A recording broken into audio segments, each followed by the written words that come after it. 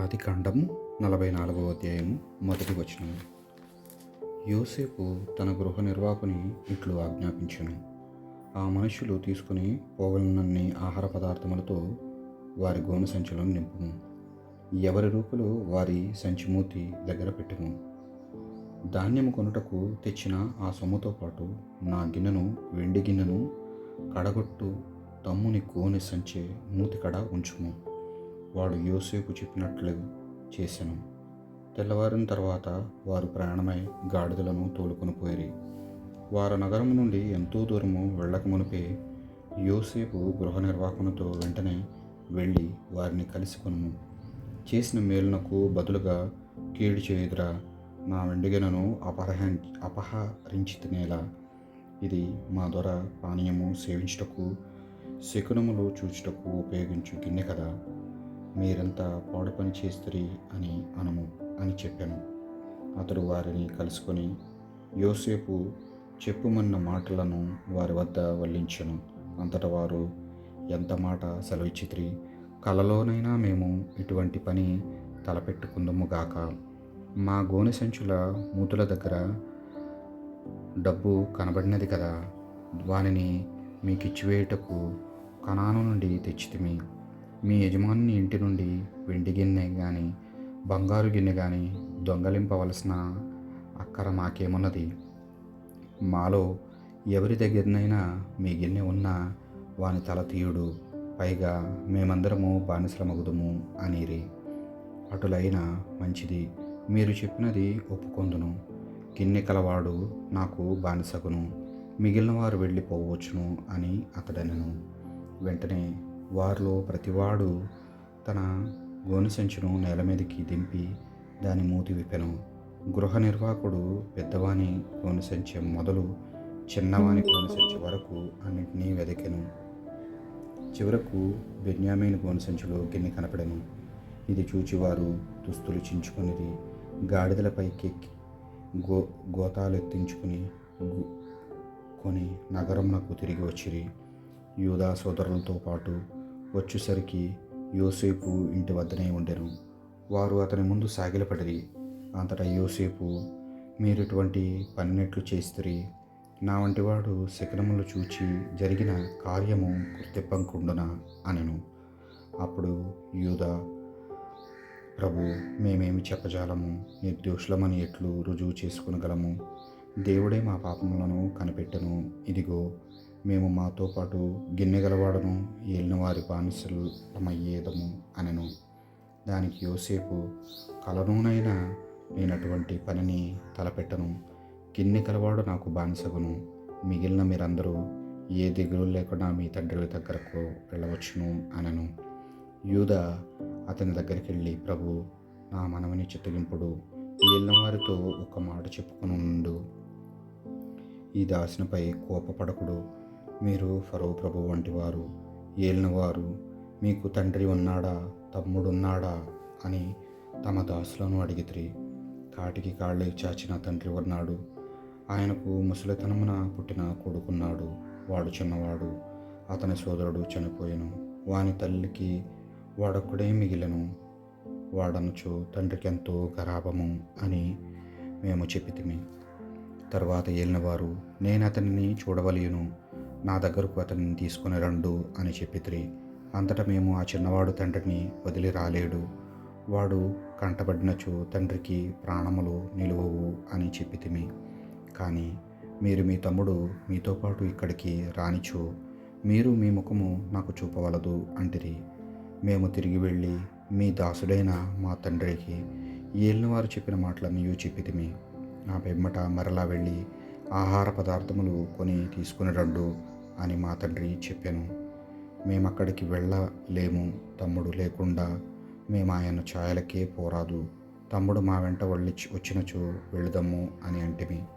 దానికి మీ దాసుడైన మా తండ్రి, మీకు తెలియనిదేమున్నది, నా భార్య 2 కుమారులను కనెను. వారిలో ఒకడు నన్ను వదిలిపోయాను. ఏదో మృగము నిశ్చయముగా వారిని కండతుండములు చేసి ఇండునని అనుకొంటిని. వాడు ఈనాటి వరకు కనబడలేదు. ఉన్న ఈ ఒక్క కుమారుని కూడా మీరు నాకు దూరము చేయుదురా వానికి హాని అయినా కలిగిన ముదిసిలినై తల నెరసియున్న నేను దిగులుతో కుళ్ళి కుళ్ళి చావవలసినదే అని అనెను. ఇప్పుడు మాత్రము ఈ చిన్నవాడు లేకుండా నేను మా తండ్రి దగ్గరకు వెళ్ళినచో మా తండ్రి ప్రాణమితనితో ముడిపడి ఉన్నది కనుక జరగబోవున్నది ఒకటియే. తమ్ముడు మా వెంట రాలేదని తెలిసిన వెంటనే మా తండ్రి మరణించెను. మీ దాసులమైన మేమే ముదుసలి అయి తల నెరిసి ఉన్న మీ దాసుడైన మా తండ్రి దిగులుతో కుళ్ళి కుళ్ళి చనిపోవుటకు కారణమగుదుము. ప్రభు, మా తమ్మునికై మా తండ్రికి పూచి ఇచ్చినది మీ దాసుడినైన నేనే. నేను తమ్ముని తిరిగి తీసుకురానిచో బ్రతికి ఉన్నన్నాళ్ళు ఆ పాపము నా నెత్తికి చుట్టుకొనును అని మా తండ్రితో చెప్పి తిని, మా తమ్మునకు బదులుగా నేను ఏలినవారి బానిసనగుదును. సోదరులతో పాటు అతనిని వెళ్ళనిండు.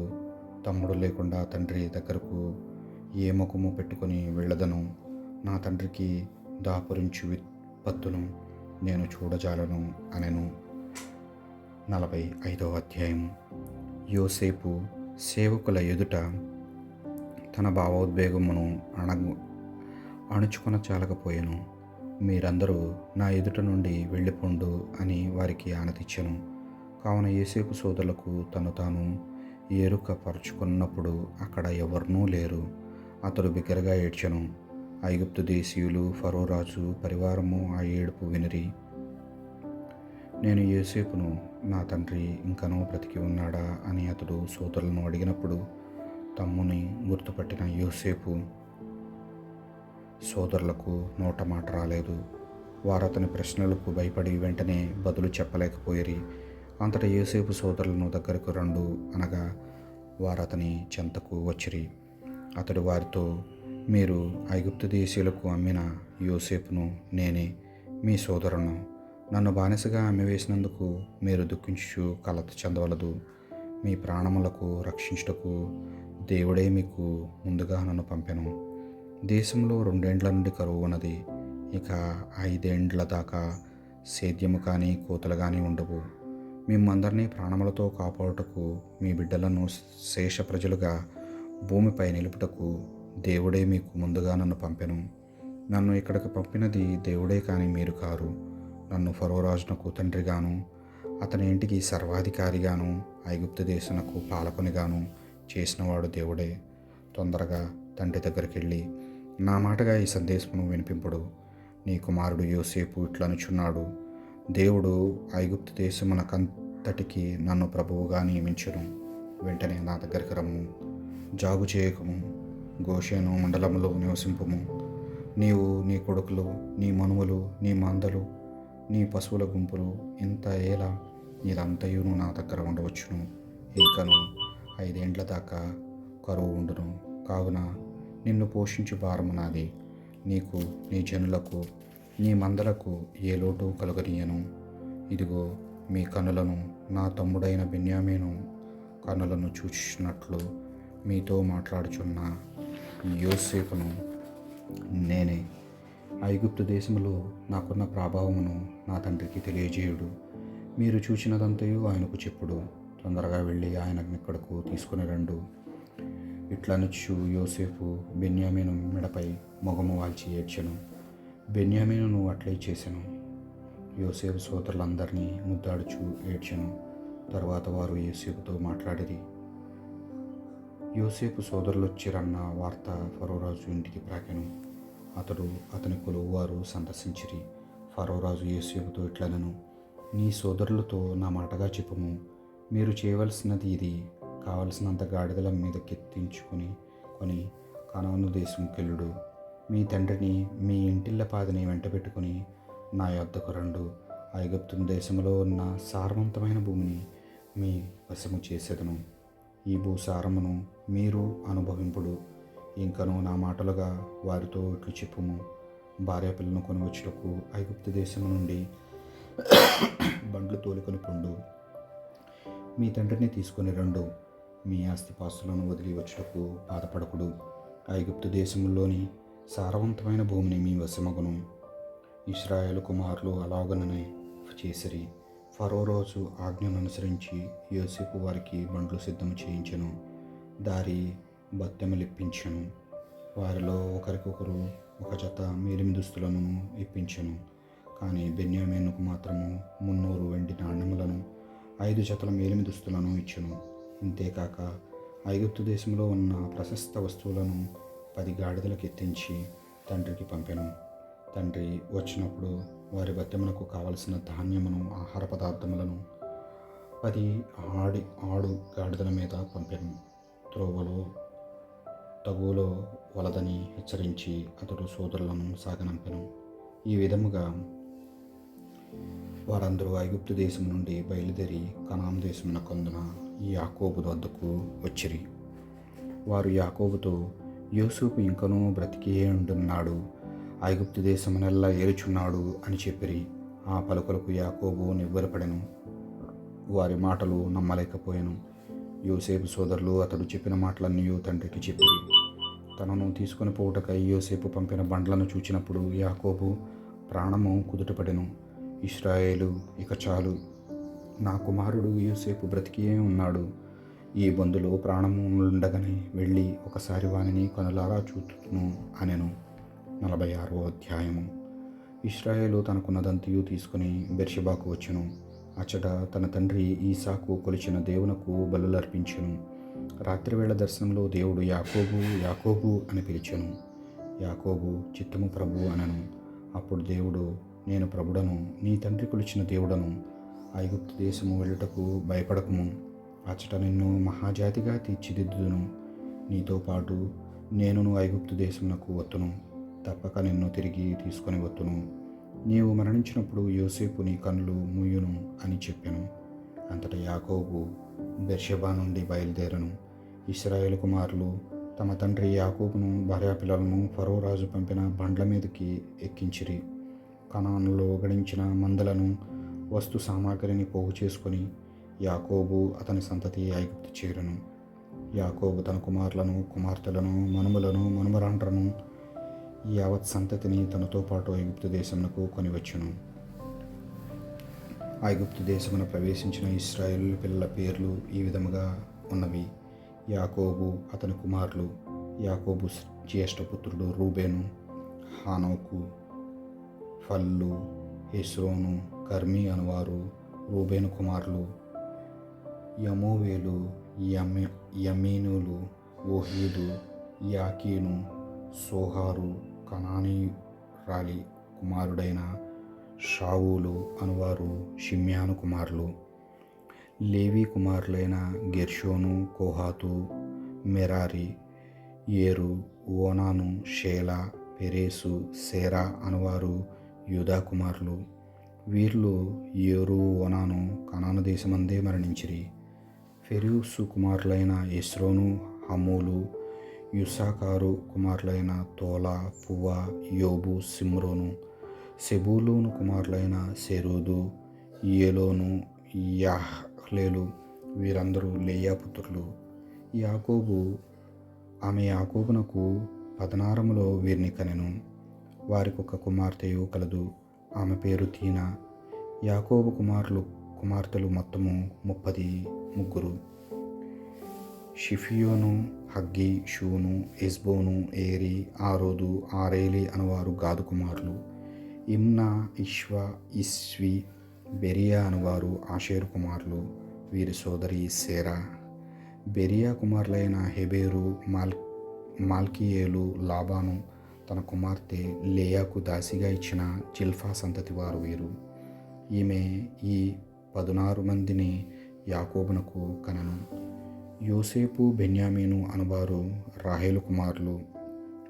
మనష్షే, ఎఫ్రాయిము అనువారు ఐగుప్తు దేశంలో యోసేపునకు పుట్టిరి. ఓను నగర పురోహితుడైన పొతిఫరు కుమార్తె ఆస్నాతు వారిని కనెను. బేలా, బెకేరు, ఆస్బేలు, గేరా, నామాను, ఏహి, రోషు, ముఫ్ఫీము, హుప్పీము, ఆర్దు అనువారు బెన్యామీను కుమారులు. వీరందరూ రాహేలు సంతతి. ఆమెకు యాకోబునకు జన్మించిన వీరు మొత్తము 14. దాను కుమారుడైన హషీము, యహసేలు గుని, ఏజరు, షిలేము అనువారు నఫ్తాలి కుమారులు. వీరందరూ లాబాను తన కుమార్తె అయిన రాహేలునకు దాసిగా ఇచ్చిన బిల్ఫా సంతతి వారు.